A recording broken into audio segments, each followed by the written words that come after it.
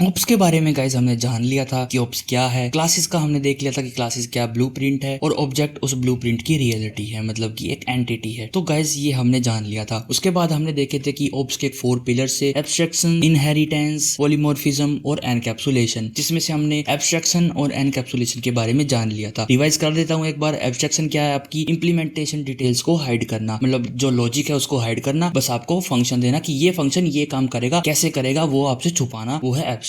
और आपका एनकैप्सुलेशन है बहुत सारी चीजों को एक ही साथ रख देना, मतलब कि उनको एक कैप्सूल में बंद कर देना, एक डब्बे में बंद कर देना, वो है आपका एनकैप्सुलेशन। ये मैंने आपको करा दिया था पिछली वीडियोस के अंदर। तो आज गाइस देखने वाले हम इनहेरिटेंस और पॉलीमॉर्फिज्म। तो सबसे पहले बात करते हैं इनहेरिटेंस क्या चीज है। तो इनहेरिटेंस क्या है? This concept allow us to inherit और acquire the properties of an existing class called as parent class into a newly created class called as child class. It is known as inheritance. It provide code reusability. इसका मतलब क्या है guys? इसका मतलब है कि inheritance हमको allow करता है किसी दूसरी क्लास की प्रॉपर्टी को किसी नई क्लास के अंदर डाल देना। जैसे कि इनहेरिटेंस से आप क्या समझते हो? आपके जैसे कि आपका जो आंख है, नाक है, कान है, वो आपके पापा से, दादा से, किसी ना किसी से मिलती होगी।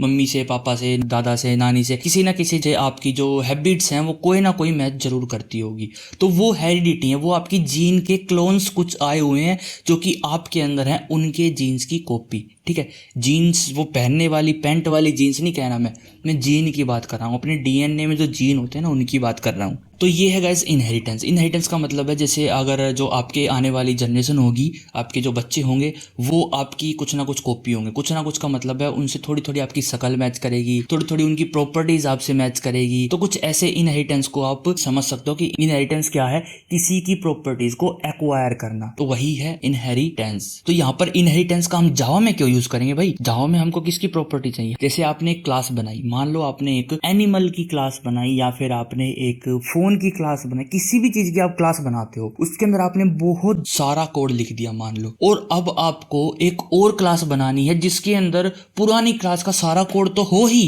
पुरानी क्लास की डिटेल्स प्रॉपर्टीज तो हो ही, साथ में नई प्रॉपर्टीज भी हो। वही वाली बात आ गई, जैसे आपके जो पापा हैं उनकी जो प्रॉपर्टीज है वो आपके पास है ही, आपके पास अपनी खुद की और भी एक्स्ट्रा प्रॉपर्टीज हैं। वही बात आ गई ना यहाँ पर, उस क्लास के अंदर और भी प्रॉपर्टीज हो, तो आप ऐसा तो नहीं करोगे ना उस पूरे कोड को कॉपी करोगे और फिर अपनी नई वाली क्लास में पेस्ट कर दोगे। ऐसे तो ये पंक्ति हो जाएगी, आप समझ जाओ कौन सी पंक्ति हो जाएगी। ये हमारा रीयूजेबिलिटी कोड खराब हो गया, यहाँ पर हमारा ड्राई कंसेप्ट मर चुका है। हम ऐसा नहीं करेंगे, हम डायरेक्ट उस पूरी क्लास को इनहेरिट कर लेंगे ऑटोमेटिकली, सारी की सारे उसकी प्रॉपर्टीज, मेथड्स वगैरह हमारी नई वाली क्लास में, चाइल्ड क्लास में आ जाएंगे। देखो इसीलिए मैंने इनका नाम यहाँ पर पेरेंट क्लास और चाइल्ड क्लास लिया है। पेरेंट से चाइल्ड क्लास जो बनेगी, उस चाइल्ड क्लास के अंदर उसकी पेरेंट की जो प्रॉपर्टीज हैं वो सारी एक्वायर होंगी, वो सारी चाइल्ड क्लास के अंदर भी होंगी, और चाइल्ड क्लास के पास अपनी खुद की प्रॉपर्टीज भी होंगी जो कि पेरेंट के पास नहीं है। ये मैंने आपको बता दिया है। तो गाइस पेरेंट क्लास को हम कहते हैं सुपर क्लास। आप पेरेंट क्लास कह सकते हो, पर मेनली हम सुपर क्लास कहते हैं। सुपर का मतलब फादर क्लास आप कह सकते हो, मतलब कि जिससे क्लास बनी है। मान लो एक बी क्लास है जो कि एक ए क्लास से बनी है, तो ए जो है वो हमारी सुपर क्लास है और जो बी हमारी है वो है सब क्लास। सब मतलब उसका पार्ट, तो वो आप कह सकते हो चाइल्ड क्लास और पेरेंट क्लास। तो ये है गाइस अपना इनहेरिटेंस। इसको आप एक तरीके से कह सकते हो act of deriving new things from existing things. इसमें गाइस आपका री इन्वेंटिंग व्हील वाला भी आप कंसेप्ट इसमें आप यूज करते हो। जैसे कि अगर किसी ने व्हील बनाया, आप मान लो जैसे पुराने जो साइंटिस्ट थे उन्होंने व्हील बनाया था, तो व्हील जो बनाया था, अब किसी ने साइकिल बनानी है तो वो व्हील थोड़ी बनाएगा यार, व्हील तो बनाया ले लो और साइकिल का डिजाइन कर लो, अब वो व्हील भी दोबारा बनाने बैठेगा, तो ये गलत है। जो चीज बन चुकी है उसको बार बार क्यों बना रहे हो भाई? जो चीज बन चुकी है उसको यूज करो, बनी बनाई को, और उससे कुछ नई चीज बनाओ। वो है गाइस री इन्वेंटिंग द व्हील वाला कंसेप्ट। यहाँ पर आप वही चीज है, हम नई चीज बना रहे हैं पुरानी जो चीज है उन्हीं से। जैसे कि आप फोन देख रहे हो, पहले हमारे टच के फोन नहीं आते थे, पहले हमारे कीपैड वाले फोन थे, फिर उन कीपैड वाले फोनों से हम स्मार्टफोन पे गए। ऐसा तो नहीं कि बिल्कुल स्टार्टिंग से हमको फोन बनाना पड़ा होगा, नहीं। जैसे कि वो पुराने फोन भी तो नेटवर्क को कैच करते थे, वो कंसेप्ट हमने वहां से उठा लिया। पुराने फोन में भी स्क्रीन दिखती थी, वो कंसेप्ट उठा लिया, बस उसको मॉडिफाई कर दिया, थोड़ी कलर वाली स्क्रीन आ गई, अच्छी स्क्रीन आ गई, थोड़ी क्लियरिटी वाली डिस्प्ले आ गई। तो वही है पुरानी चीजों से नई चीज बनाना और पुरानी चीजों की प्रॉपर्टीज अपनी नई चीज में होना। ठीक है, तो वही है इनहेरिटेंस। तो यहाँ पर है गाइस, जैसे मैं आपको एग्जांपल देता हूँ, एक पर्सन नाम की हमने क्लास बनाई, फिर उस पर्सन की क्लास क्लास में कुछ प्रॉपर्टीज होंगी, है कि नहीं। और उस क्लास से हमने दो क्लासेस और बनाई, एक एम्प्लॉय जो कि पर्सन से ही आई है, एक कस्टमर वो भी पर्सन से ही आई है। तो मान लो पर्सन की क्लास में हमने एक बोलने वाली टॉकिंग वाली प्रॉपर्टी रख रखी थी, तो एम्प्लॉय भी बोल सकता है और कस्टमर भी बोल सकता है। तो यहाँ पर एम्प्लॉय में बोलने वाली प्रॉपर्टी आ गई, तो एम्प्लॉय से फिर हमने एक और क्लास बना दी मैनेजर, और एम्प्लॉय से एक और बना दी डेवलपर। तो पर्सन बोल सकता है, एम्प्लॉय भी बोल सकता है, कस्टमर भी बोल सकता है, मैनेजर भी बोल सकता है और डेवलपर भी बोल सकता है, क्योंकि ये प्रॉपर्टी बोलने वाली ये यहाँ से आ रही है इस क्लास से। और ये जो क्लासेस हैं ये इससे बनी है, इससे बनी है तो इसमें आ गई, और ये जो क्लासेस है ये इससे बनी है तो इनमें भी, डेवलपर्स में भी ये आ गई। तो वो प्रॉपर्टीज आ गई। और जैसे कि पर्सन जो है वो कर सकता है, ठीक है, खाना खा सकता है, पी सकता है, वो सब प्रॉपर्टीज भी इनके अंदर आ गई। लेकिन एम्प्लॉय के अंदर कुछ नई प्रॉपर्टीज आ गई कि वो काम कर सकता है, किसके लिए, किसी कंपनी में, वो कुछ इनकम कर सकता है। वो पर्सन नहीं कर सकता, ये एम्प्लॉय वो काम कर सकता है। और हाँ, ये एम्प्लॉय किसी पर्सन को, किसी को सर्विस प्रोवाइड कर सकता है। तो वो जिसको सर्विस प्रोवाइड कर रहे होगे वो आ गए हमारे कस्टमर। कस्टमर हमारा काम नहीं कर सकता, वो सर्विस लेने के लिए बना है। तो पर्सन वाली तो है इसके अंदर, और कस्टमर की इसकी खुद की, जैसे कि सर्विस लेना, क्वेश्चन पूछना कि ये गड़बड़ आ रही है, हमने ये प्रोडक्ट लिया है, वगैरह वगैरह जो भी है, ये प्रॉपर्टीज इसके अंदर है। ये हमारा जो एम्प्लॉय है ये क्या करेगा, किसी कंपनी में काम करेगा, है कि नहीं। तो और इससे हमने दो क्लास बनाई, एक तो बनाई मैनेजर, एक डेवलपर। और यहाँ पर जो एम्प्लॉय के गुण थे और जो पर्सन के गुण थे वे सारे के सारे मैनेजर में आ गए। बोल सकता है, घूम सकता है, फिर सकता है, काम कर सकता है किसी कंपनी में, और उसकी सेलिंग भी कर सकता है। और उसकी मैनेजर मतलब इसके अंदर एक एक्स्ट्रा प्रॉपर्टी है उसको मैनेज करने की, उस पूरी कंपनी को मैनेज कर रहा है, ये इसके अंदर एक्स्ट्रा प्रॉपर्टी है। ये प्रॉपर्टी किसी भी क्लास में नहीं है इसके अलावा, मैनेजर के अलावा। अगर मैनेजर से कोई और क्लास बनेगी तो वो सारी प्रॉपर्टी उनके अंदर जाएगी। अब डेवलपर में एक्स्ट्रा प्रॉपर्टी है कि वो डेवलप कर सकता है, वो बना सकता है, वो एम्प्लॉय में नहीं है, एम्प्लॉय बस काम करेगा कंपनी में। तो डेवलपर के अंदर एम्प्लॉय वाली और पर्सन वाली सारी आ गई, मैनेजर के अंदर एम्प्लॉय वाली, पर्सन वाली सारी आ गई, इनके अंदर अपनी अपनी एक्स्ट्रा है। तो ये है गाइस हमारी इनहेरिटेंस। आपको कितने अच्छे एग्जांपल से समझाया। यहाँ पर मैंने आपको देखो ये एग्जांपल भी दे दिया कि ये पेरेंट्स थे और इनसे जो चाइल्ड हुआ है वो इनहेरिटेड है। इनहेरिटेड मतलब मान लो इनके बाल उड़े हैं तो इसके ही बड़े होके बाल उड़ जाएंगे, ऐसा होता है। मतलब ज्यादातर ऐसा होता है कि अगर आपके जनरेशन, आपके पापा या दादा के बाल उड़े हुए हैं तो आपके ही बाल उड़ने के चांसेस बढ़ जाते हैं। तो यहाँ पर देखो ये आपकी जो है इनहेरिटेंस आपकी ये है। तो इनहेरिटेंस आप बहुत अच्छे से समझ गए होगे। अब बात करते हैं गाइस पॉलीमॉर्फिज्म की। तो गाइस अगर आपको इनहेरिटेंस समझ नहीं आया ना तो आप वीडियो को दोबारा देखो, अगर कोई डाउट हो तो आप कमेंट में पूछ सकते हो, ठीक है।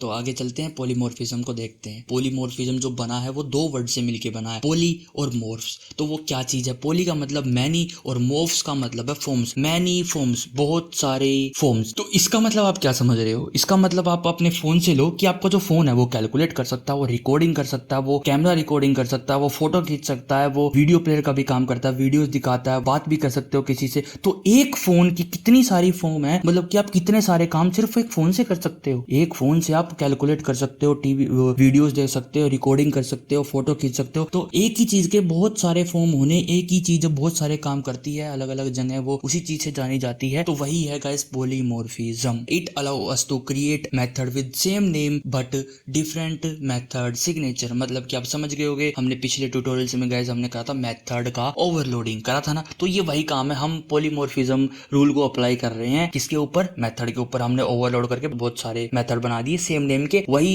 जो मेथड है वो अलग अलग काम कर रहे हैं अलग अलग पैरामीटर्स के अकॉर्डिंग। तो यही है गाइस अपना polymorphism. It's like a one man army, मतलब एक आदमी बहुत सारे काम करता है। इसमें आप गाइस एग्जांपल देख सकते हो, जैसे कि एक पर्सन है, वो पर्सन कहीं पर एम्प्लॉय का रोल भी करता है, कहीं अपनी फैमिली में वो फादर या फिर चिल्ड्रन वो उनका भी रोल करता है। तो अगर उसकी वाइफ है तो वो उनके साथ हस्बैंड वाला रोल भी करता है। गलत मत लेके जाना बिल्कुल भी, मैं कह रहा हूँ। तो यहाँ पर गाइस एक पर्सन कहीं पर नौकरी करता है तो वो कहीं पर एम्प्लॉय है, कहीं पर वो अपने बच्चों को संभालता है तो वो फादर है, कहीं पर वो अपनी वाइफ को संभालता है वो हस्बैंड है, कहीं पर वो अपने माता पिता को संभालता है तो वो एक बेटा है उनका, ठीक है। तो यही है गाइस एक चीज और कितने सारे उसके फॉर्म, कितने सारे वो काम करता है। यही इसी चीज को गाइस पॉलीमॉर्फिज्म कहते हैं। यहाँ पर आप देख सकते हो एक व्हीकल है, ठीक है, उस व्हीकल की कितनी सारी फॉर्म है, 2 व्हीलर है, 3 व्हीलर है, 4 व्हीलर है कि नहीं। तो ऐसे ही है, तो व्हीकल ही, हर चीज को आप व्हीकल हो गए, 2 व्हीलर को भी, 3 व्हीलर को भी, 4 व्हीलर को भी। तो ये व्हीकल की फॉर्म हो गई अलग अलग। तो गाइस पॉलीमॉर्फिज्म मैंने आपको बता दिया, इनहेरिटेंस मैंने आपको बता दिया, एब्स्ट्रैक्शन मैंने आपको बता दिया, एनकैप्सुलेशन मैंने आपको बता दिया। यार पूरी की पूरी ऑप्स बता दी मैंने आपको। तो यार कुछ तो करो यार, लाइक करो, वीडियो को शेयर करो अपने दोस्तों के साथ, यार सीखे वे भी ऑप्स के बारे में, जावा के बारे में। तो गाइस जो आज की वीडियो थी ना वो इतनी थी, मैंने आपको ये बताना था। और creating our own custom class हम करेंगे नेक्स्ट अपने नेक्स्ट ट्यूटोरियल के अंदर। अब हम वापस से कोड पर आने वाले हैं, कैसे हम कोड करेंगे वो फिर से देखेंगे। और अब हम घुसने वाले हैं गहरे समुद्र में जिसका नाम है ऑब्जेक्ट ओरिएंटेड प्रोग्रामिंग। तो हम उस समुद्र में डाइव मारेंगे। उससे पहले पहले हमने समुद्र की जानकारी ले ली है कि इसके अंदर होता क्या है। तो जरूरी है ना, किसी चीज में जाने से पहले उसकी जानकारी लेनी बहुत जरूरी हो जाती है। तो यही मैंने आपको इन वीडियोस के अंदर बताई है। ये जो 3 वीडियोस बनी है हमारी, ये बिना कोड के बनी है, मतलब कि इसमें हमने कोई कोड नहीं लिखा है, लेकिन जो मैंने इनके अंदर आपको चीज समझाई है ना,